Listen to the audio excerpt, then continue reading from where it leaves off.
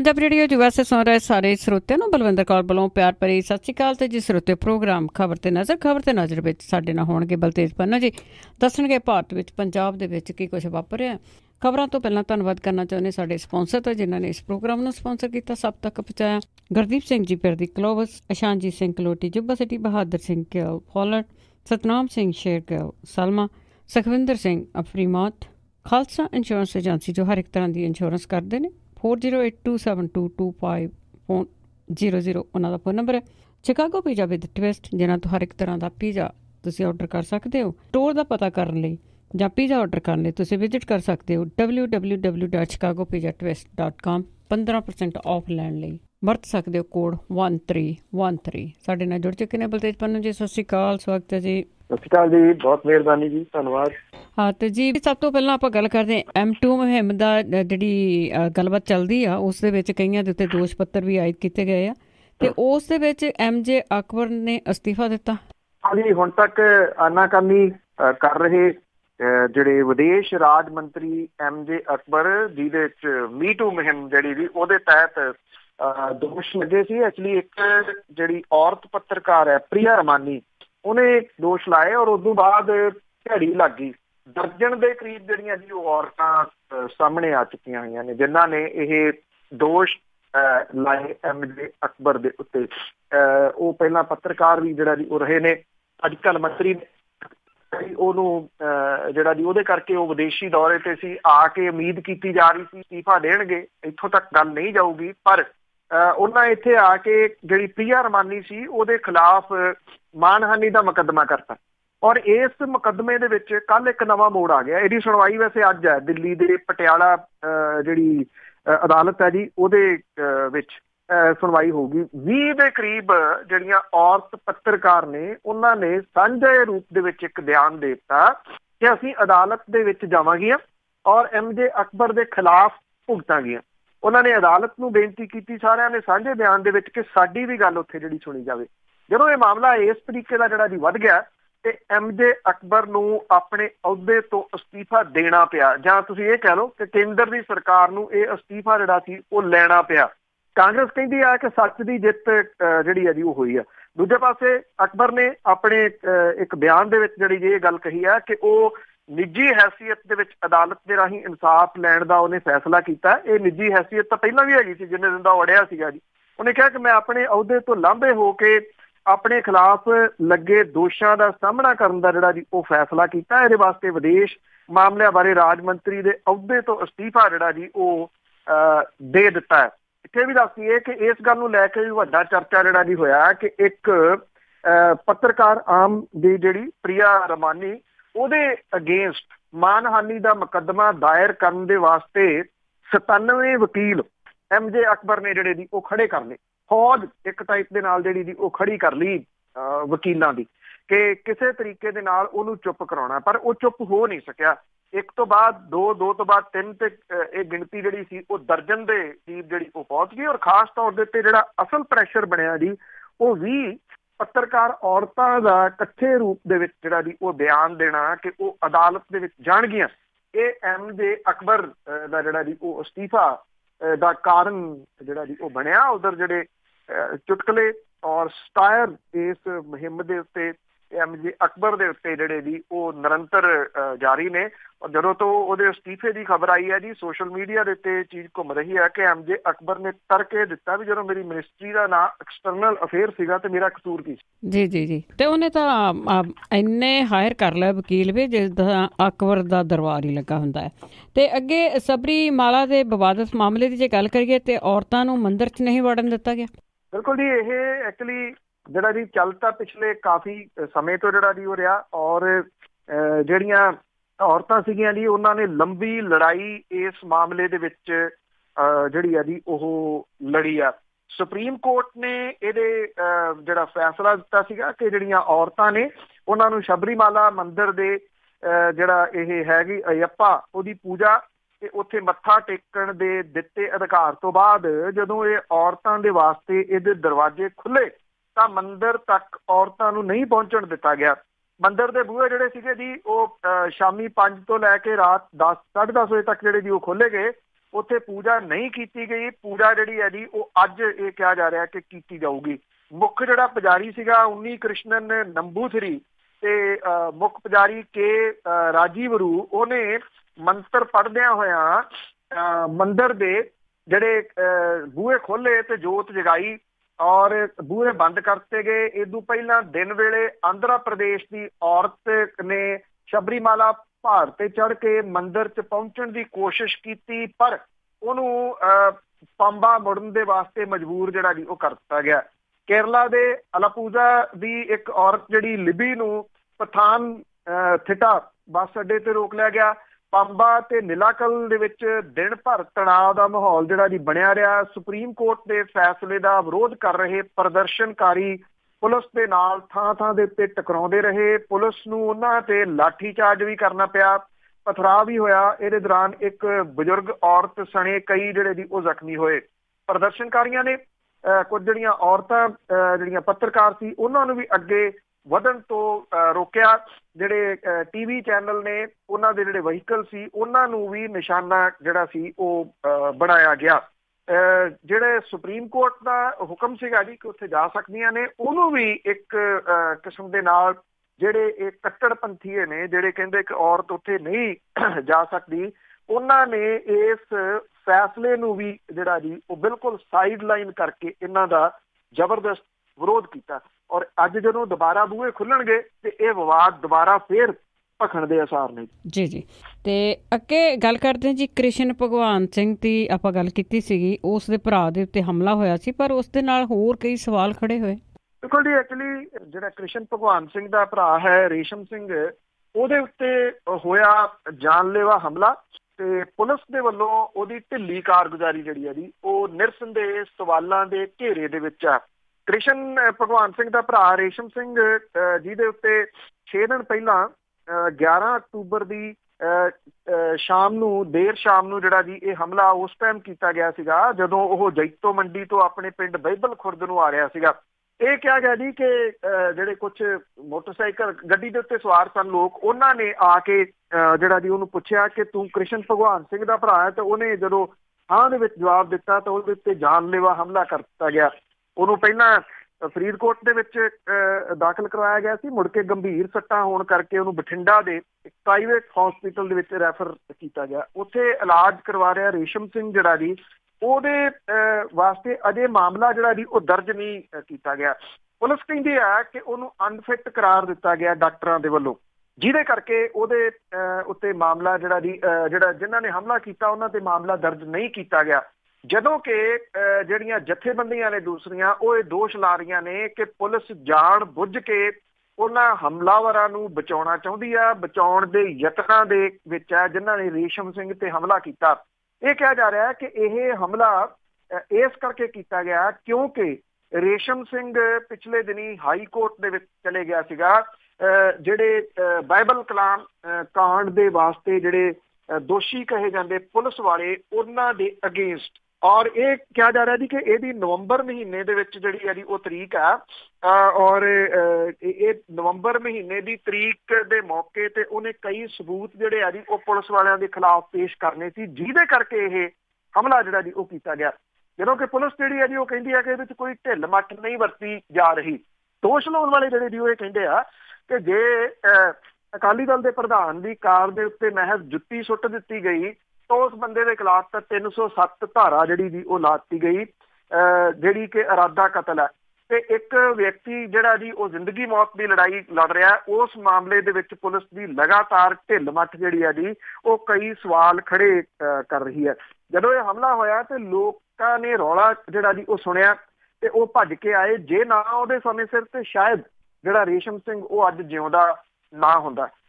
ਅਜੇ ਵੀ ਜਿਹੜਾ ਜੀ ਕਿਸੇ ਦੀ ਭਾਲ ਨਾ ਕੀਤੀ ਜਾਣੀ, ਇਹਨੂੰ ਅੱਗੇ ਨਾ ਤੋੜਨਾ, ਅਨਫਿਟ ਵਾਲਾ ਜਿਹੜਾ ਜੀ ਉਹ ਬਹਾਨਾ ਲਾਉਣਾ, ਇਹ ਸਵਾਲ ਤਾਂ ਖੜੇ ਕਈ ਕਰ ਰਿਹਾ ਜੀ। ਬਿਲਕੁਲ ਬਿਲਕੁਲ ਜੀ, ਜਿਸ ਤਰ੍ਹਾਂ ਤੁਸੀਂ ਬਾਦਲਾਂ ਦੀ ਗੱਲ ਕੀਤੀ ਆ, ਇਹ ਬਹੁਤ ਜ਼ਰੂਰੀ ਹੈਗੇ ਆ। ਭਾਵੇਂ ਗੁਰੂ ਗ੍ਰੰਥ ਸਾਹਿਬ ਦੀ ਬੇਅਦਬੀ ਹੋਵੇ, ਬੇਸ਼ੱਕ ਹਰਕ੍ਰਿਸ਼ਨ ਭਗਵਾਨ ਸਿੰਘ ਦੇ ਭਰਾ ਦਾ ਕਤਲ ਕਰਨ ਦੀ ਕੋਸ਼ਿਸ਼ ਕੀਤੀ ਗਈ ਹੋਵੇ, ਹੋਰ ਦੁਨੀਆ ਦਾ ਕੋਈ ਗੱਲ ਨਹੀਂ। ਤੇ ਅੱਗੇ ਇਹਨਾਂ ਦੇ ਪਰਿਵਾਰ ਦੀ ਗੱਲ ਕਰਦੇ ਹਾਂ। ਹਰਸਿਮਰਤ ਕੌਰ ਬਾਦਲ ਨੂੰ ਕਰੋੜਾਂ ਰੁਪਏ ਦੇ ਤੋਹਫੇ ਮਿਲੇ।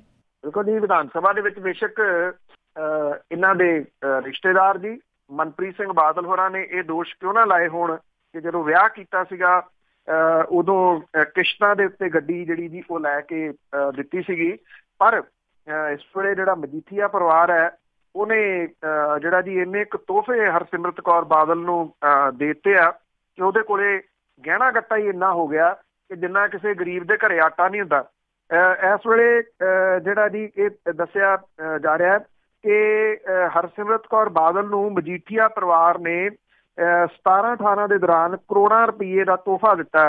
ਹਰਸਿਮਰਤ ਕੌਰ ਨੂੰ ਆਪਣੇ ਮਾਪਿਆਂ ਤੋਂ ਕਰੀਬ 29 ਏਕੜ ਬੇਹੱਦ ਮਹਿੰਗੀ ਜ਼ਮੀਨ ਤੋਹਫੇ ਦੇ ਵਿੱਚ ਮਿਲੀ ਆ।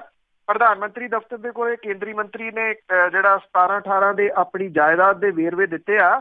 ਉਹਦੇ ਅਨੁਸਾਰ ਸਤਿਆਜੀਤ ਸਿੰਘ ਮਜੀਠੀਆ, ਗੁਰਮੇਹਰ ਸਿੰਘ ਮਜੀਠੀਆ ਤੇ ਬਿਕਰਮ ਸਿੰਘ ਮਜੀਠੀਆ ਨੇ 153 ਕਨਾਲਾਂ 12 ਮਰਲੇ ਦੀ ਗਿਫਟ ਡੀਡ 11 ਅਕਤੂਬਰ 17, 21 ਦਸੰਬਰ 17 ਨੂੰ ਹਰਸਿਮਰਤ ਕੌਰ ਬਾਦਲ ਦੇ ਨਾਮ ਕਰਾਈ ਹੈ। ਡਿਸਟ੍ਰਿਕਟ ਸਰਸਾ ਹਰਿਆਣਾ ਦੇ ਵਿੱਚ ਰਾਣੀਆਂ ਦੇ ਵਿੱਚ ਹਰਸਿਮਰਤ ਕੌਰ ਬਾਦਲ ਦੇ ਨਾਂ ਦੇ ਉੱਤੇ ਕਰੀਬ 31 ਏਕੜ ਖੇਤੀ ਦੀ ਜਿਹੜੀ ਹੈ ਜੀ ਉਹ ਜ਼ਮੀਨ ਹੈਗੀ ਆ। ਕੇਂਦਰੀ ਮੰਤਰੀ ਹਰਸਿਮਰਤ ਕੌਰ ਬਾਦਲ ਦੇ ਨਾਂ ਦੇ ਉੱਤੇ ਗਿਫਟ ਡੀਡ 20 ਅਕਤੂਬਰ 16 ਨੂੰ ਵੀ ਹੋਈ, ਜਿਹੜੀ 255 ਕਨਾਲਾਂ 12 ਮਰਲੇ ਦੀ ਸੀਗੀ। 2 ਸਾਲ ਪਹਿਲਾਂ ਤੱਕ ਹਰਸਿਮਰਤ ਕੌਰ ਬਾਦਲ ਦੇ ਨਾਂ ਦੇ ਉੱਤੇ ਖੇਤੀਬਾੜੀ ਵਾਲੀ ਕੋਈ ਜ਼ਮੀਨ ਨਹੀਂ ਸੀਗੀ। ਕੇਂਦਰੀ ਮੰਤਰੀ ਬਾਦਲ ਨੇ 17-18 ਦੇ ਦੌਰਾਨ ਆਪਣੀ ਧੀ ਗੁਰਲੀਨ ਕੌਰ ਨੂੰ 20 ਏਕੜ ਦਾ ਤੋਹਫਾ ਦਿੱਤਾ ਔਰ ਹਰਸਿਮਰਤ ਕੌਰ ਬਾਦਲ ਨੇ 20 ਸਤੰਬਰ 17 ਤੇ 31 ਅਕਤੂਬਰ 17 ਨੂੰ ਗਿਫਟ ਡੀਡ ਦੇ ਜ਼ਰੀਏ ਆਪਣੀ ਧੀ ਨੂੰ, ਜਿਹੜੀ ਕਿ ਸੁਖਬੀਰ ਸਿੰਘ ਬਾਦਲ ਤੇ ਹਰਸਿਮਰਤ ਕੌਰ ਬਾਦਲ ਦੀ ਧੀ ਹੈ ਜੀ, ਉਹਨੂੰ 162 ਏਕੜ 18 ਮਰਲੇ ਜ਼ਮੀਨ ਸੌਗਾਤ ਦੇ ਵਿੱਚ ਦਿੱਤੀ। ਹਰਸਿਮਰਤ ਕੌਰ ਬਾਦਲ ਨੂੰ ਸਭ ਤੋਂ ਪਹਿਲਾਂ ਆਪਣੀ ਸੱਸ ਸੁਰਿੰਦਰ ਕੌਰ ਬਾਦਲ ਤੋਂ ਵਸੀਅਤ ਦੇ ਰਾਹੀਂ ਗਹਿਣੇ ਮਿਲੇ ਔਰ ਇਸ ਵੇਲੇ ਹਰਸਿਮਰਤ ਕੌਰ ਬਾਦਲ ਦੇ ਕੋਲੇ 21.5 ਕਿਲੋ ਸੋਨੇ ਦੇ ਗਹਿਣੇ ਆ, ਜਿਹਦੀ ਕੀਮਤ 7 ਕਰੋੜ ਰੁਪਏ ਤੋਂ ਉੱਪਰ ਹੈ। ਹਰਸਿਮਰਤ ਕੌਰ ਬਾਦਲ ਨੇ ਸਾਰੇ ਕੇਂਦਰੀ ਜਿਹੜੀਆਂ ਮਹਿਲਾ ਵਜ਼ੀਰਾਂ ਨੇ ਉਹਨਾਂ ਨੂੰ ਸੋਨੇ ਦੇ ਮਾਮਲੇ ਦੇ ਵਿੱਚ ਪਿੱਛੇ ਛੱਡ ਦਿੱਤਾ। ਮੇਨਕਾ ਗਾਂਧੀ ਦੇ ਕੋਲੇ 1.25 ਕਰੋੜ ਰੁਪਏ ਦੇ ਗਹਿਣੇ ਆ।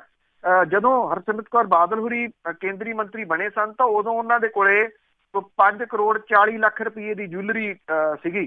ਸੁਖਬੀਰ ਸਿੰਘ ਬਾਦਲ ਨੇ ਸਾਲ 14-15 ਦੇ ਦੌਰਾਨ ਹਰਸਿਮਰਤ ਕੌਰ ਬਾਦਲ ਨੂੰ ਕੋਈ 12 ਕਰੋੜ ਰੁਪਏ ਦੇ ਕਰੀਬ ਔਰਬਿਟ ਰਿਜ਼ੋਰਟ ਲਿਮਟਿਡ ਦੇ ਸ਼ੇਅਰ ਜਿਹੜੇ ਆ ਜੀ ਉਹ ਗਿਫਟ ਕੀਤੇ ਸੀਗੇ। ਬਾਦਲ ਪਰਿਵਾਰ ਦਾ ਜਿਹੜਾ ਜੀ 11 ਕਰੋੜ ਤੇ 6 ਲੱਖ ਰੁਪਏ ਦਾ ਪਿੰਡ ਬਾਦਲ ਦੇ ਵਿੱਚ ਰਿਹਾਇਸ਼ੀ ਮਕਾਨ ਹੈ, ਜਿਹਦੇ ਵਿੱਚ ਜਿਹੜਾ ਜੀ ਤਕਰੀਬਨ 2.25 ਕਰੋੜ ਰੁਪਏ ਦਾ ਫਰਨੀਚਰ ਹੈ ਔਰ ਬਾਲਾਸਰ ਫਾਰਮ ਦੇ ਵਿੱਚ 10.5 ਲੱਖ ਰੁਪਏ ਦਾ ਫਰਨੀਚਰ ਹੈ ਔਰ ਸੁਖਬੀਰ ਸਿੰਘ ਬਾਦਲ ਹੋਰਾਂ ਦੇ ਪੁੱਤ ਦੇ ਇੱਕ ਬੈਂਕ ਖਾਤੇ ਦੇ ਵਿੱਚ ਜਿਹੜਾ ਜੀ ਉਹ 50 ਲੱਖ ਰੁਪਏ ਤੋਂ ਉੱਪਰ ਪਿਆ। ਤਾਂ ਨਹੀਂ ਲੀਡਰ ਤਾਂ ਹੋਰ ਵੀ ਹੈਗੇ ਆ, ਪਰ ਇੰਨਾ ਪੈਸਾ ਇਹਨਾਂ ਕੋਲ ਆ ਕਿੱਥੇ ਗਿਆ? ਜਿੰਨਾ ਕਿ ਇਹਨਾਂ ਕੋਲ ਪੈਸਾ ਆ ਮੇਰੇ ਖਿਆਲ ਦੇ ਵਿੱਚ ਉਹ ਤੋਂ ਜ਼ਿਆਦਾ ਕਰਜ਼ਾ ਹੋਣਾ ਪੰਜਾਬ ਤੇ ਅੱਗੇ ਗੱਲ ਕਰਦੇ ਹਾਂ ਜੀ ਨਸ਼ੇੜੀਆਂ ਦੀ। ਬੇਸ਼ੱਕ ਸਮੇਂ-ਸਮੇਂ ਤੇ ਗੱਲ ਹੁੰਦੀ ਰਹਿੰਦੀ ਆ ਕਿ ਜਿਹੜੇ ਨਸ਼ਾ ਛਡਾਊ ਕੇਂਦਰ ਆ ਉਹਦੇ ਵਿੱਚ ਨਸ਼ੇੜੀਆਂ ਨੂੰ ਹੋਰ ਨਸ਼ੇੜੀ ਬਣਾਇਆ ਜਾ ਰਿਹਾ ਹੈ।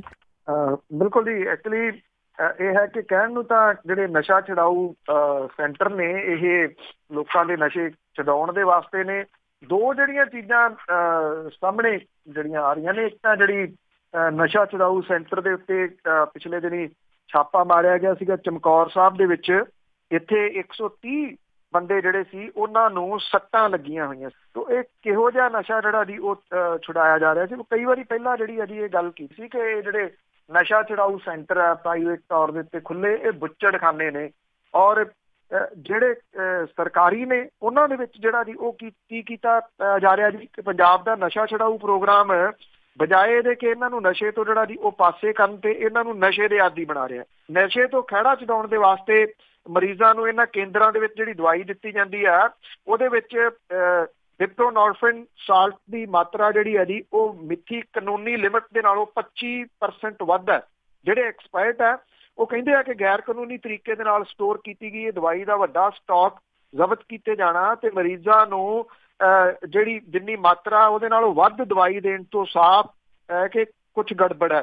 ਪੰਜਾਬ ਦੇ ਵਿੱਚ ਜਿਹੜੀ ਡਿਪਰੋਨੋਰਫਿਨ ਸਾਲਟ ਦੇ 4 ਮੁੱਖ ਸਪਲਾਇਰ ਨੇ ਜਿਹੜੇ ਵੱਖ-ਵੱਖ ਬ੍ਰਾਂਡਾਂ ਦੇ ਹੇਠ ਜਿਹੜਾ ਜੀ ਇਹਨੂੰ ਵੇਚਦੇ ਆ ਇਸ ਦਵਾਈ ਨੂੰ ਇੱਥੇ ਪੰਜਾਬ ਦੇ ਵਿੱਚ। ਔਰ ਇਹ ਜਿਹੜਾ ਜੀ ਕਿਹਾ ਜਾ ਰਿਹਾ ਕਿ ਜਿਹੜੀ ਇਹ ਦਵਾਈ ਵੇਚੀ ਜਾ ਰਹੀ ਆ ਇਹ ਇੰਨੀ ਜ਼ਿਆਦਾ ਜਿਹੜੀ ਉਹ ਸਟਰੋਂਗ ਹੈ ਕਿ ਜਿਹੜੇ ਨਸ਼ੇੜੀ ਨੇ ਉਹ ਬਜਾਏ ਇਹਦੇ ਕਿ ਨਸ਼ੇ ਤੋਂ ਜਿਹੜਾ ਜੀ ਉਹ ਲੱਥਣ, ਉਹ ਇਹਦਾ ਜਿਹੜਾ ਜੀ ਉਹ ਸ਼ਿਕਾਰ ਹੋ ਰਹੇ ਆ ਔਰ ਉਹ ਪੱਕੇ ਜਿਹੜਾ ਜੀ ਇਸ ਦਵਾਈ ਦੇ ਉੱਤੇ ਇੱਕ ਕਿਸਮ ਦੇ ਨਾਲ ਜਿਹੜਾ ਜੀ ਉਹ ਲੱਗ ਗਏ ਆ। ਔਰ ਇਹਦੇ ਉੱਤੇ ਲੱਗਣ ਦੇ ਨਾਲ ਇਹ ਹੈ ਕਿ ਜਿਹੜੀਆਂ ਦਵਾਈ ਵਾਲੀਆਂ ਕੰਪਨੀਆਂ ਨੇ ਉਹ ਇੱਕ ਟਾਈਪ ਦੇ ਨਾਲ ਤੁਸੀਂ ਇਹ ਕਹਿ ਲਓ ਕਿ ਵੱਡੇ ਪੱਧਰ ਦੇ ਉੱਤੇ ਜਿਹੜਾ ਜੀ ਉਹ ਕਮਾਈ ਆਪਣੀ ਉਹਨਾਂ ਨੇ ਕਰਨੀ ਜਿਹੜੀ ਜੀ ਉਹ ਸ਼ੁਰੂ ਕਰ ਦਿੱਤੀ ਹੈ। ਬੇਸ਼ੱਕ ਇਹ ਮਾਮਲਾ ਪਹਿਲਾਂ ਵੀ ਜਿਹੜਾ ਜੀ ਉਹ ਕਈ ਵਾਰੀ ਸਾਹਮਣੇ ਆਇਆ। ਇਹਨਾਂ ਦੇ ਵਿੱਚ ਜਿਹੜੇ ਸਪਲਾਇਰ ਨੇ ਇਹਨਾਂ ਦੇ ਵਿੱਚੋਂ 2 ਸਪਲਾਇਰਾਂ ਦੇ ਕੋਲੋਂ ਜਿਹੜੀ ਦਵਾਈ ਦੇ ਨਮੂਨੇ ਆ ਉਹਦੇ ਵਿੱਚ ਸਾਲਟ ਦੀ ਮਾਤਰਾ ਮਿੱਠੇ ਨਾਲੋਂ ਕਿਤੇ ਵੱਧ ਹੈ ਤੇ ਦੂਜੇ ਵਿੱਚ ਕਿਤੇ ਘੱਟ ਹੈ।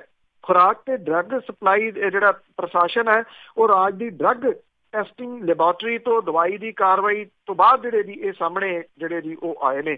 ਨਮੂਨਿਆਂ ਦੀ ਜਿਹੜੀ ਸਮੀਖਿਆ ਜੀ ਉਹ ਦੱਸਦੀ ਹੈ ਕਿ ਦਵਾਈਆਂ ਦੇ ਵਿੱਚ ਸਾਲਟ ਦੀ ਮਾਤਰਾ ਮਿੱਠੇ ਨਾਲੋਂ 17 ਤੋਂ 25% ਵੱਧ ਸੀਗੀ। ਜਿਹੜੀਆਂ ਇਹ ਦਵਾਈਆਂ 3 ਕੰਪਨੀਆਂ ਰੂਸਾਨ ਫਾਰਮਾ, ਐਡਨੋਕੈਨ, ਮਾਨ ਫਾਰਮਾਸਿਊਟੀਕਲ, ਸਿਲਡੋਲਨ ਤੇ SBS ਬਾਇਓਟੈਕਿਊਟੀਕਲਸ ਜਿਹੜੀਆਂ ਇਹਦੇ ਵੱਲੋਂ ਵੇਚੀਆਂ ਜਾਂਦੀਆਂ ਨੇ।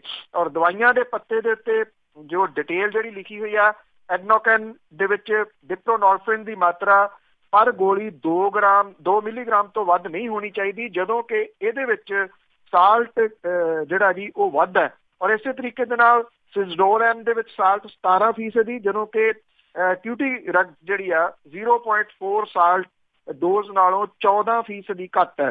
ਡਰੱਗਸ ਤੇ ਕਾਸਮੈਟਿਕ ਨਿਯਮਾਂ ਦੇ ਮੁਤਾਬਕ 1945 ਦੇ ਮੁਤਾਬਕ ਡਿਪਰੋਨੋਰਫਿਨ ਸਾਲਟ ਦੇ ਵਿੱਚ ਡੋਜ਼ ਤੇ ਜਿਹੜੀ ਲਿਖੀ ਹੋਈ ਆ ਉਹਦੇ ਨਾਲ 10% ਤੋਂ ਵੱਧ ਫਰਕ ਨਹੀਂ ਹੋ ਸਕਦਾ। ਇਹ ਖੁਲਾਸੇ ਜਿਹੜੇ ਆ ਜੀ ਇਹ ਨਵੀਂ ਕਹਾਣੀ ਜਿਹੜੀ ਉਹ ਘੜ ਰਹੇ ਆ ਕਿ ਕਿੰਨੇ ਕੁ ਸੁਹਿਰਦ ਜਿਹੜੇ ਜੀ ਇਹ ਸਰਕਾਰੀ ਯਤਨ ਹੋ ਸਕਦੇ ਆ। ਇੱਕ ਨਾਲੋਂ ਲਾਓ ਤੇ ਦੂਜੇ ਦੇ ਨਾਲ ਜਿਹੜਾ ਜੀ ਉਹ ਲਾ ਦਿਓ। ਲੀਗਲ ਤੌਰ ਦੇ ਉੱਤੇ ਜੇ ਇਹ ਕਿਹਾ ਜਾਵੇ ਕਿ ਨਸ਼ਾ ਵੇਚਣ ਵਾਲੀ ਗੱਲ ਆ ਤੇ ਇਹਦੇ ਵਿੱਚ ਕੋਈ ਅੱਤ ਕਥਨੀ ਨਹੀਂ ਹੋਊਗੀ, ਕਿਉਂਕਿ ਇਹ ਜਿਹੜੀਆਂ ਕੰਪਨੀਆਂ ਨੇ ਇਹ ਕਿੰਨਾਂ ਦੀਆਂ ਨੇ, ਇਹ ਸਵਾਲ ਜਿਹੜਾ ਜੀ ਵੱਡਾ ਉੱਠਦਾ। ਔਰ ਇਹਨਾਂ ਦਵਾਈਆਂ ਦੇ ਉੱਤੇ ਲਾ ਕੇ ਇਹ ਨੌਜਵਾਨਾਂ ਨੂੰ ਉਹਨਾਂ ਤੋਂ ਹੁਣ ਕਮਾਈ ਜਿਹੜੀ ਦੀ ਕਰਨ ਲੱਗੀਆਂ ਨੇ, ਜਿਵੇਂ ਨਸ਼ਾ ਵੇਚਣ ਵਾਲੇ ਜਿਹੜੇ ਚਿੱਟਾ ਜਾਂ ਦੂਜਾ ਵੇਚਣ ਵਾਲੇ ਉਹ ਇਹਨਾਂ ਨੂੰ ਪੱਟ ਕੇ ਇਹਨਾਂ ਤੋਂ ਕਮਾਈਆਂ ਕਰਦੇ ਜੀ। ਤੇ ਅੱਗੇ ਗੱਲ ਕਰਦੇ ਹਾਂ ਜੀ, ਜਿਸ ਤਰ੍ਹਾਂ ਪਹਿਲਾਂ ਵੀ ਗੱਲ ਕੀਤੀ ਸੀਗੀ ਕਿ ਕਿਆ ਸਰਾਈਆਂ ਲੱਗ ਰਹੀਆਂ ਕਿ ਨਵੇਂ ਜਥੇਦਾਰ ਦੀ ਨਿਯੁਕਤੀ ਅੱਜ ਹੋ ਸਕਦੀ ਹੈ। ਜੀ ਅੱਜ ਸੁਲਤਾਨਪੁਰ ਲੋਧੀ ਦੇ ਵਿੱਚ ਅੰਤਰਿਮ ਕਮੇਟੀ ਦੀ ਮੀਟਿੰਗ ਰੱਖੀ ਗਈ ਆ, ਸ਼੍ਰੋਮਣੀ ਗੁਰਦੁਆਰਾ ਪ੍ਰਬੰਧਕ ਕਮੇਟੀ ਦੀ, ਔਰ ਇਹਦੇ ਵਿੱਚ ਅਹਿਮ ਜਿਹੜਾ ਜੀ ਮੁੱਦਾ ਇਹੀ ਹੋਊਗਾ ਕਿ ਅਕਾਲ ਤਖਤ ਦੇ ਜਥੇਦਾਰ ਜਿਹਨੇ ਪਿਛਲੇ ਦਿਨਾਂ ਦੇ ਵਿੱਚ ਇਹ ਗੱਲ ਕਹੀ ਸੀਗੀ ਕਿ ਉਹ ਬਿਮਾਰ ਰਹਿੰਦੇ ਆ ਤੇ ਇਸ ਕਰਕੇ ਹੁਣ ਉਹ ਜਿਹੜਾ ਜੀ ਇਹ ਅਹੁਦਾ ਨਹੀਂ ਸੰਭਾਲਣਾ ਚਾਹੁੰਦੇ। ਬਿਮਾਰੀ ਵਾਲੀ ਤਾਂ ਕੋਈ ਗੱਲ ਹੈ ਨਹੀਂ ਗੀ। ਇਹ ਕਿਹਾ ਜਾ ਰਿਹਾ ਕਿ ਅਕਾਲੀ ਦਲ ਜਿਹੜਾ ਕਿ ਇਸ ਵੇਲੇ ਬੇਹੱਦ ਨਾਜ਼ੁਕ ਦੌਰ ਚੋਂ ਲੰਘ ਰਿਹਾ, ਉਹਦੀ ਸਿਆਸੀ ਜ਼ਮੀਨ ਉਹਦੇ ਪੈਰਾਂ ਹੇਠੋਂ ਖਿਸਕ ਚੁੱਕੀ ਹੈ, ਜਿਹਦੀ ਵਜ੍ਹਾ ਕਰਕੇ ਉਹ ਹੱਥ ਪੈਰ ਤਾਂ ਮਾਰ ਰਿਹਾ ਕਿ ਕੁਛ ਨਾ ਕੁਛ ਜਿਹੜਾ ਜੀ ਉਹ ਕੀਤਾ ਜਾਵੇ।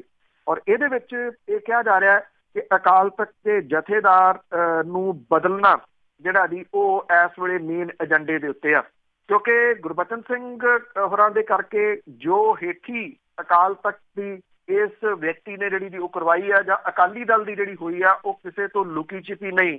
ਖਾਸ ਤੌਰ ਦੇ ਉੱਤੇ ਜਿਹੜਾ ਇਸ ਵੇਲੇ ਸਭ ਤੋਂ ਵੱਡਾ ਮੁੱਦਾ ਭਖ ਰਿਹਾ ਜੀ ਉਹ ਸਰਸੇ ਵਾਲੇ ਨੂੰ ਮਾਫ਼ ਕਰਨਾ, ਫਿਰ ਮਾਫ਼ੀ ਦੇ ਕੇ ਵਾਪਸ ਲੈ ਲੈਣਾ, ਇਹ ਸਾਰਾ ਕੁਛ ਜਿਹੜਾ ਜੀ। ਔਰ ਦੂਜਾ ਜਥੇਦਾਰ ਦੀ ਜਾਇਦਾਦ ਦੇ ਵਾਸਤੇ ਹੋਏ ਖੁਲਾਸੇ ਤੇ ਉਹਦੇ ਵੱਲੋਂ ਕੋਈ ਪ੍ਰੋਪਰ ਜਵਾਬ ਨਾ ਦਿੱਤਾ ਜਾਣਾ, ਇਹ ਬਹੁਤ ਵੱਡੇ ਸਵਾਲ ਜਿਹੜੇ ਆ ਜੀ ਉਹ ਖੜੇ ਹੋ ਚੁੱਕੇ ਹੋਏ ਆ। ਅੱਜ ਦੇ ਏਜੰਡੇ ਦੇ ਵਿੱਚ ਗੁਰਬਚਨ ਸਿੰਘ ਦਾ ਅਸਤੀਫਾ ਜਿਹੜਾ ਜੀ ਉਹ ਪ੍ਰਵਾਨ ਕਰ ਲਿਆ ਜਾਊਗਾ ਔਰ ਉਸ ਤੋਂ ਬਾਅਦ ਜਿਹੜਾ ਜੀ ਨਵੇਂ ਜਥੇਦਾਰ ਦੇ ਉੱਤੇ ਮੋਹਰ ਲਾਈ ਜਾਊਗੀ। ਲਿਫਾਫੇ ਚੋਂ ਨਿਕਲੂਗਾ ਜੀ ਇੱਕ ਵਾਰੀ ਫਿਰ ਜਥੇਦਾਰ। ਜਿਹੜੇ ਕੁਛ ਨਾਵਾਂ ਦਾ ਚਰਚਾ ਉਹਦੇ ਵਿੱਚ ਰਘਬੀਰ ਸਿੰਘ ਹੋਰਾਂ ਦਾ ਨਾਮ ਹੈ, ਇਹਦੇ ਵਿੱਚ ਹਰਪ੍ਰੀਤ ਸਿੰਘ ਹੋਰਾਂ ਦਾ ਨਾਮ ਵੀ ਜਿਹੜਾ ਜੀ ਉਹ ਬੋਲ ਰਿਹਾ। ਹਰਪ੍ਰੀਤ ਸਿੰਘ ਦਾ ਮੂਹਰੇ ਸੀਗਾ ਜੀ, ਕਿਉਂਕਿ ਇਹ ਕਿਹਾ ਜਾ ਰਿਹਾ ਕਿ ਉਹ ਬਾਦਲ ਪਰਿਵਾਰ ਦੇ ਜ਼ਿਆਦਾ ਖੁਸ਼ਾਮਦੀ ਜਿਹੜਾ ਜੀ ਉਹ ਕਰਦੇ ਆ, ਪਰ ਇਹਦੇ ਤੋਂ ਇਲਾਵਾ ਇੱਕ ਹੋਰ ਨਾਮ ਜਿਹੜਾ ਜੀ ਉਹ ਗਿਆਨੀ ਮਲਕੀਤ ਸਿੰਘ ਦਾ ਇਸ ਵੇਲੇ ਚੱਲ ਰਿਹਾ, ਜਿਹੜੇ ਕਿ ਕਾਰਜਕਾਰੀ ਜਥੇਦਾਰ ਹੋ ਸਕਦੇ ਆ ਅਕਾਲ ਤਖਤ ਦੇ। ਗਿਆਨੀ ਮਲਕੀਤ ਸਿੰਘ ਜਿਹੜਾ 15 ਸਾਲ ਤੱਕ ਉਹ ਅਕਾਲ ਤਖਤ ਦੇ 5 ਪਿਆਰਿਆਂ ਦੇ ਵਿੱਚ ਜਿਹੜਾ ਜੀ ਉਹ ਰਹੇ ਆ। ਉਹ 1.5 ਸਾਲ ਤੋਂ ਅਕਾਲ ਤਖਤ ਦੇ ਹੈੱਡ ਗ੍ਰੰਥੀ ਸੀਗੇ, ਪਰ ਜਦੋਂ ਪਿਛਲੇ ਦਿਨਾਂ ਦੇ ਵਿੱਚ ਗੁਰਮੁਖ ਸਿੰਘ ਉਹਨਾਂ ਨੂੰ ਲਿਆ ਕੇ ਹੈੱਡ ਗ੍ਰੰਥੀ ਲਾਇਆ ਗਿਆ ਤਾਂ ਉਹਨਾਂ ਨੂੰ ਹਰਿਮੰਦਰ ਸਾਹਿਬ ਦਾ ਗ੍ਰੰਥੀ ਜਿਹੜਾ ਜੀ ਉਹ ਨਿਯੁਕਤ ਕਰ ਦਿੱਤਾ ਗਿਆ ਸੀਗਾ। ਇਸ ਕਰਕੇ ਗਿਆਨੀ ਮਲਕੀਤ ਸਿੰਘ ਦੇ ਉੱਤੇ ਵੀ ਜਿਹੜਾ ਜੀ ਇਹ ਗੁਣਾ ਪੈਣ ਦੀ ਜਿਹੜੀ ਹੈ ਜੀ ਉਹ ਸੰਭਾਵਨਾ ਜਿਹੜੀ ਉਹ ਜ਼ਿਆਦਾ ਲੱਗ ਰਹੀ ਹੈ। ਹਰਪ੍ਰੀਤ ਸਿੰਘ ਤੇ ਗਿਆਨੀ ਮਲਕੀਤ ਸਿੰਘ ਦਾ ਜਿਹੜਾ ਜੀ ਉਹ ਨਾਮ ਜ਼ਿਆਦਾ ਬੋਲ ਰਿਹਾ। ਸਵਾਲ ਜਿਹੜਾ ਜੀ ਇਹ ਵੀ ਨਾਲ ਦੀ ਨਾਲ ਉੱਠ ਕੇ ਖੜਾ ਹੋ ਰਿਹਾ ਕਿ ਪਿਛਲੇ ਦਿਨਾਂ ਦੇ ਵਿੱਚ ਜਿਹੜੀ ਗੱਲ ਚੱਲੀ ਸੀਗੀ ਕਿ ਜਿਵੇਂ ਜਿਹੜੇ ਜੀ ਬਾਗੀ ਅਕਾਲੀ ਗਏ ਪਛਚਾਤਾਪ ਕਰਨ ਦੇ ਵਾਸਤੇ, ਕਿ ਕੀ ਜਿਹੜੇ ਬਾਦਲ ਨੇ ਉਹ ਪਛਚਾਤਾਪ ਕਰਨ ਦੇ ਵਾਸਤੇ ਪਹੁੰਚਣਗੇ ਅਕਾਲ ਤਖਤ ਦੇ ਉੱਤੇ? ਉਦੋਂ ਪਹਿਲਾਂ ਉਹ ਇੱਕ ਆਪਣਾ ਖਾਸਮ ਖਾਸ ਜਿਹੜਾ ਜੀ ਇੱਕ ਵਾਰੀ ਫੇਰ ਅਕਾਲ ਤਖਤ ਦਾ ਜਥੇਦਾਰ ਲਾਉਣਾ ਚਾਹੁੰਦੇ ਆ, ਔਰ ਉਹਨਾਂ ਨੂੰ ਇਹ ਲੱਗਦਾ ਕਿ ਇਹਦੇ ਨਾਲ ਜਿਹੜਾ ਜੀ ਇਹ ਸਾਰਾ ਕੁਝ ਜਿਹੜਾ ਉਹ ਠੱਲਿਆ ਜਾ ਸਕਦਾ ਹੈ, ਔਰ ਅਕਾਲੀ ਦਲ ਜਿਹੜਾ ਕਿ ਉਹਨਾਂ ਦੇ ਹੱਥਾਂ ਦੇ ਵਿੱਚੋਂ ਕਿਰਦਾ ਜਾ ਰਿਹਾ ਡੇ ਬਾਈ ਡੇ, ਉਹਦੀ ਬਗਾਵਤ ਜਿਹੜੀ ਹੈ ਜੀ ਉਹ ਰੋਕੀ ਜਾ ਸਕਦੀ ਹੈ। ਤਾਂ ਸਮਾਂ ਦੱਸੂਗਾ ਕਿ ਇਹ ਜਥੇਦਾਰ ਜਿਹੜਾ ਜੀ ਉਹ ਐਕਸੈਪਟ ਹੁੰਦਾ ਜਾਂ ਨਹੀਂ। ਐਕਸੈਪਟ ਹੋਣ ਦੇ ਚਾਂਸਸ ਜਿਹੜੇ ਆ ਜੀ ਉਹ ਇਸ ਕਰਕੇ ਘੱਟ ਹੈ ਕਿ ਇਹਦੀ ਪ੍ਰਕਿਰਿਆ ਉਹੀ ਆ ਕਿ ਲਿਫਾਫੇ ਦੇ ਵਿੱਚੋਂ ਹੀ ਜਿਹੜਾ ਜੀ ਉਹ ਨਿਕਲਣਾ, ਤੇ ਉਹਨਾਂ ਲੋਕਾਂ ਦੀ ਜਿਹੜੀ ਚੁਣੀ ਹੋਈ ਅੰਤਰਿੰਗ ਕਮੇਟੀ ਆ ਉਹਨਾਂ ਦੇ ਰੂਪ ਦੇ ਵਿੱਚ ਹੀ ਨਿਕਲਣਾ ਜਿਹੜੇ ਕਿ ਇਸ ਵੇਲੇ ਸਹੀ ਪੁੱਛੋ ਤਾਂ ਜਿਹੜਾ ਪੰਥ ਹੈ ਉਹਦੇ ਤੋਂ ਜਿਹੜਾ ਜੀ ਉਹ ਬਿਲਕੁਲ ਅਲੱਗ ਥਲੱਗ ਪੈ ਚੁੱਕੇ ਜੀ। ਤੇ ਅੱਗੇ ਗੱਲ ਕਰਦੇ ਹਾਂ ਜੀ, ਬਰਗਾੜੀ ਦੇ ਵਿੱਚ ਮੋਰਚਾ ਲੱਗਾ ਹੋਇਆ ਤੇ ਸਿੱਟ ਵੀ ਜਿਹੜੀ ਹੋਰ ਬਣੀ ਆ ਉਹ ਵੀ ਬਰਗਾੜੀ ਪਹੁੰਚੇ। ਜੀ ਐਕਚੁਅਲੀ ਕਿਉਂਕਿ ਪ੍ਰੈਸ਼ਰ ਜਿਹੜਾ ਜੀ ਉਹ ਤਾਂ ਬਣਿਆ ਹੋਇਆ ਸਰਕਾਰ ਦੇ ਉੱਤੇ। SIT ਜਿਹੜੀ ਆ ਜੀ ਉਹਨੇ ਬਿਆਨ ਆਪਣੇ ਜਿਹੜੇ ਜੀ ਉਹ ਦਰਜ ਕਰਨੇ ਲਗਾਤਾਰ ਜਾਰੀ ਰੱਖੇ ਹੋਏ ਆ ਜੀ। 50 ਜਿਹੜੇ ਪੀੜਤ ਨੇ ਉਹਨਾਂ ਦੇ ਬਿਆਨ ਦਰਜ ਕੀਤੇ ਗਏ ਆ। SIT ਨੇ ਉਹਨਾਂ ਸਾਰੇ ਪੀੜਤਾਂ ਨੂੰ ਸੰਮਣ ਭੇਜ ਕੇ ਸੱਦਿਆ ਜਿਨ੍ਹਾਂ ਦੇ ਨਾਂ ਕੋਟਕਪੂਰਾ ਤੇ ਬਾਈਬਲ ਗੋਲੀ ਕਾਂਡ ਸੰਬੰਧੀ ਦਰਜ ਹੋਈ FIR ਤੇ retired justice Ranjit Singh commission ਦੀ ਰਿਪੋਰਟ ਦੇ ਵਿੱਚ ਦਰਜ ਨੇ। ਪਹਿਲਾਂ ਇਹ ਗੱਲ ਚੱਲ ਰਹੀ ਸੀ ਕਿ ਕੀ ਇਹ ਉਹੀ ਨਾਮ ਨੇ ਜਾਂ ਨਵੇਂ ਨੇ, ਤਾਂ ਇਹ ਤਕਰੀਬਨ ਕਲੀਅਰ ਹੋ ਗਈ ਕਿ ਜਿਹੜੇ retired justice Ranjit Singh commission ਦੀ ਰਿਪੋਰਟ ਦੇ ਵਿੱਚ ਨੇ ਉਹਨਾਂ ਨੂੰ ਹੀ ਜਿਹੜਾ ਜੀ ਉਹ ਸੱਦਿਆ ਗਿਆ। ਜਾਂਚ ਦੇ ਦੌਰਾਨ ਟੀਮ ਦੇ ਵੱਲੋਂ ਕੁਝ ਪੁਲਿਸ ਅਧਿਕਾਰੀਆਂ ਦੇ ਬਿਆਨ ਵੀ ਜਿਹੜੇ ਆ ਜੀ ਉਹ ਦਰਜ ਹੋਏ ਆ। ਇੱਕ ਜਿਹੜਾ ਜੀ ਪੀੜਤ ਨੇ ਟੀਮ ਨੂੰ ਗੋਲੀ ਵਿਖਾਉਂਦਿਆਂ ਹੋਇਆ ਦੱਸਿਆ ਕਿ ਇਹ ਗੋਲੀ ਉਹਦੇ ਵੱਜੀ ਸੀ, ਉਹਦੇ ਕੋਲੇ ਖੋਲ ਵੀ ਜਿਹੜਾ ਜੀ ਉਹ ਮੌਜੂਦ ਸੀਗਾ, ਔਰ ਉਹਨੇ ਇਹ ਵੀ ਕਿਹਾ ਕਿ ਗੋਲੀ ਵੱਜਣ ਤੋਂ ਬਾਅਦ ਵੀ ਪੁਲਿਸ ਨੇ ਉਹਦੀ ਕੁੱਟਮਾਰ ਕੀਤੀ ਔਰ ਮਗਰੋਂ ਕਿਸੇ ਹਸਪੀਟਲ ਦੇ ਵਿੱਚ ਦਾਖਲ ਨਹੀਂ ਹੋਣ ਦਿੱਤਾ, ਤੇ ਉਹਨੂੰ ਉਸ ਮੌਕੇ ਦੇ ਅਕਾਲੀ ਭਾਜਪਾ ਸਰਕਾਰ ਦੇ ਸਮਰਥਕਾਂ ਤੇ ਪੁਲਿਸ ਅਧਿਕਾਰੀਆਂ ਦੇ ਵੱਲੋਂ ਕਥਿਤ ਤੌਰ ਤੇ ਧਮਕਾਇਆ ਗਿਆ ਸੀਗਾ। ਜਿਹੜੇ ਬਿਆਨ ਦਰਜ ਕਰ ਰਹੇ ਆ ਜੀ ਉਹ SSP ਸਤਿੰਦਰ ਸਿੰਘ ਹੁਰੀ ਨੇ। ਐਕਚੁਅਲੀ ਉਹ ਕਪੂਰਥਲਾ ਦੇ SSP ਨੇ ਪਰ SIT ਦੇ ਅਹਿਮ ਮੈਂਬਰ ਨੇ। ਉਹਨਾਂ ਨੇ ਇਹ ਕਿਹਾ ਜੀ ਕਿ ਜਾਂਚ ਟੀਮ ਜਿਹੜੀ ਘਟਨਾਵਾਂ ਦੀ ਜਾਣਕਾਰੀ ਲੈਣ ਦੇ ਵਾਸਤੇ ਅੱਜ ਵੀ ਜਿਹੜਾ ਜੀ ਪੁਲਿਸ ਲਾਈਨ ਫਰੀਦਕੋਟ ਦੇ ਵਿੱਚ ਆਪਣਾ ਕੰਮਕਾਜ ਜਾਰੀ ਰੱਖੂਗੀ। ਇਸ ਤੋਂ ਇਲਾਵਾ ਜਿਹੜੇ SSP ਸਤਿੰਦਰ ਸਿੰਘ ਹੁਰੀ ਨੇ ਉਹਨਾਂ ਨੇ ਬਰਗਾੜੀ ਦੇ ਵਿੱਚ ਇਨਸਾਫ ਮੋਰਚੇ ਦੇ ਆਗੂ ਮਤਵਾਦੀ ਜਥੇਦਾਰ ਧਿਆਨ ਸਿੰਘ ਮੰਡ ਤੇ ਬਲਜੀਤ ਸਿੰਘ ਦਾਦੂਵਾਲ ਦੇ ਨਾਲ ਵੀ ਮੁਲਾਕਾਤ ਕੀਤੀ ਔਰ ਇਹਨਾਂ ਤੋਂ ਇਹ ਸਾਰੀ ਜਿਹੜੀ ਘਟਨਾ ਸੀ ਇਹਦੇ ਸੰਬੰਧੀ ਜਾਣਕਾਰੀ ਜਿਹੜੀ ਉਹ ਮੰਗੀ। ਅੱਜ 132ਵਾਂ ਦਿਨ ਹੈ ਜੀ ਬਰਗਾੜੀ ਦੇ ਵਿੱਚ ਇਨਸਾਫ ਮੋਰਚਾ ਲਾ ਕੇ ਔਰ ਉਹਨਾਂ ਦੇ ਵੱਲੋਂ ਇਹ ਇਨਸਾਫ ਦੀ ਮੰਗ ਜਿਹੜੀ ਹੈ ਜੀ ਉਹ ਕੀਤੀ ਜਾ ਰਹੀ ਹੈ। 7 ਅਕਤੂਬਰ ਤੇ 14 ਅਕਤੂਬਰ ਨੂੰ ਹੋਏ ਵੱਡੇ ਇਕੱਠ ਨੇ ਜਿੱਥੇ ਜਿਹੜਾ ਜੀ ਉਹ ਅਕਾਲੀ ਦਲ ਦੀਆਂ ਜੜ੍ਹਾਂ ਹਿਲਾਈਆਂ ਨੇ, ਉੱਥੇ ਸਰਕਾਰ ਨੂੰ ਵੀ ਜਿਹੜਾ ਜੀ ਉਹ ਸੋਚਣ ਦੇ ਵਾਸਤੇ ਮਜਬੂਰ ਕੀਤਾ ਕਿ ਇੰਨੇ ਲੋਕਾਂ ਦਾ ਇਕੱਠ ਜਿਹੜਾ ਜੀ ਉਹ ਹੋ ਜਾਣਾ ਇਹ ਕਿੱਧਰ ਨੂੰ ਇਸ਼ਾਰਾ ਕਰਦਾ, ਜਿਹਦੇ ਕਰਕੇ SIT ਨੇ ਆਪਣੀ ਜਾਂਚ ਆਰੰਭੀ ਹੈ। ਜਿਹੜੇ ਪਹਿਲਾਂ ਕਹਿੰਦੇ ਸੀਗੇ ਕਿ ਇਹਦੇ ਉੱਤੇ ਸਟੇ ਲੱਗ ਗਿਆ ਇਸ ਕਰਕੇ ਜਾਂਚ ਜਿਹੜੀ ਨਹੀਂ ਹੋ ਰਹੀ, ਹੁਣ ਉਹਨਾਂ ਕੋਲੇ ਜਿਹੜਾ ਜੀ ਉਹ ਜਵਾਬ ਨਹੀਂ ਹੈਗਾ ਕਿ SIT ਨੇ ਹੁਣ ਜਾਂਚ ਕਿਵੇਂ ਆਰੰਭਤੀ। ਹਾਈ ਕੋਰਟ ਦੇ ਵਿੱਚ ਤਾਂ ਉਹੀ ਜਿਹੜਾ ਜੀ ਮਾਮਲਾ ਅਜੇ ਉੱਥੇ ਹੀ ਖੜਾ ਕਿਉਂਕਿ 14 ਨਵੰਬਰ ਇਹਦੀ ਤਰੀਕ ਹੈ ਔਰ 14 ਨਵੰਬਰ ਨੂੰ ਜਿਹੜੀ ਪੰਜਾਬ ਹਰਿਆਣਾ ਹਾਈ ਕੋਰਟ ਹੈ ਜੀ ਉਹਨੇ ਸਟੇਟਸ ਰਿਪੋਰਟ ਮੰਗੀ ਹੈ ਕਿ ਦੱਸੋ ਇਸ ਮਾਮਲੇ ਦੇ ਵਿੱਚ ਕੀ ਕੀਤਾ। ਹੁਣ ਇਹ ਜਿਹੜੀ ਹੈ ਜੀ SIT ਦੀ ਰਿਪੋਰਟ ਉੱਥੇ ਜਾ ਕੇ ਲਾਉਣੀ ਜਿਹੜੀ ਜੀ ਉਹ ਪੈਣੀ ਆ। ਵੈਸੇ ਜਿਹੜੇ ਪੰਜਾਬ ਕੈਬਨਿਟ ਦੇ ਵਿੱਚ ਮੈਂਬਰ ਨੇ ਜੀ ਮੰਤਰੀ ਨੇ ਸੁਖਜਿੰਦਰ ਸਿੰਘ ਹੋਰੀ, ਉਹਨਾਂ ਦਾ ਬਿਆਨ ਵੀ ਜਿਹੜਾ ਜੀ ਇੱਕ ਆਇਆ। ਉਹਨਾਂ ਨੇ ਇਹ ਗੱਲ ਕਹੀ ਹੈ ਕਿ ਜਦੋਂ ਮਾਮਲਾ ਦਰਜ ਹੋ ਗਿਆ ਸੀ ਰਾਦਾ ਕਤਲ ਦਾ ਔਰ ਪੁਲਿਸੀਆਂ ਦੇ ਪਰਚਾ ਦਰਜ ਹੋ ਗਿਆ ਸੀ, ਉਹਨਾਂ ਦੀ ਗ੍ਰਿਫਤਾਰੀ ਨਾ ਕਰਨੀ ਸਰਕਾਰ ਦੀ ਇੱਕ ਗਲਤੀ ਸੀ। ਜੇ ਗ੍ਰਿਫਤਾਰ ਕਰ ਲਿਆ ਜਾਂਦਾ ਤਾਂ ਉਹਨਾਂ ਕਿਹਾ ਕਿ ਇਹ ਬਿਹਤਰ ਹੁੰਦਾ, ਤੇ ਮੰਨਿਆ ਤਾਂ ਜਿਹੜਾ ਜੀ ਉਹ ਜਾ ਰਿਹਾ। ਹੁਣ ਦੇਖਦੇ ਹਾਂ SIT ਦੇ ਵੱਲੋਂ ਆਰੰਭੀ ਗਈ ਇਹ ਸਰਗਰਮੀ ਜਿਹੜੀ ਹੈ ਜੀ ਉਹ ਕਿੰਨੀ ਕਾਰਗਰ ਸਾਬਤ ਹੁੰਦੀ ਹੈ। ਚਲੋ ਕਿਸੇ ਪਾਸੇ ਤੁਰੇ ਤਾਂ ਸਹੀ। ਬਹੁਤ ਬਹੁਤ ਧੰਨਵਾਦ ਬਲਤੇਜ ਪੰਨੂ ਜੀ। ਮਿਹਰਬਾਨੀ ਜੀ, ਧੰਨਵਾਦ ਜੀ, ਸਤਿ ਸ਼੍ਰੀ ਅਕਾਲ ਜੀ। ਤੇ ਸਰੋਤੇ ਸਨ ਬਲਤੇਜ ਪੰਨੂ ਜੀ ਸਾਡੇ ਨਾਲ ਜੁੜਦੇ ਨੇ, ਕਰਦੇ ਨੇ ਖਬਰਾਂ। ਇਸੇ ਦੇ ਨਾਲ ਸਾਡਾ ਅੱਜ ਦਾ ਬੁਲਟਨ ਇੱਥੇ ਸਮਾਪਤ। ਬਲਵਿੰਦਰ ਕੌਰ ਵੱਲੋਂ ਵੀ ਆਪ ਸਭ ਨੂੰ ਪਿਆਰ ਭਰੀ ਸਤਿ ਸ਼੍ਰੀ ਅਕਾਲ।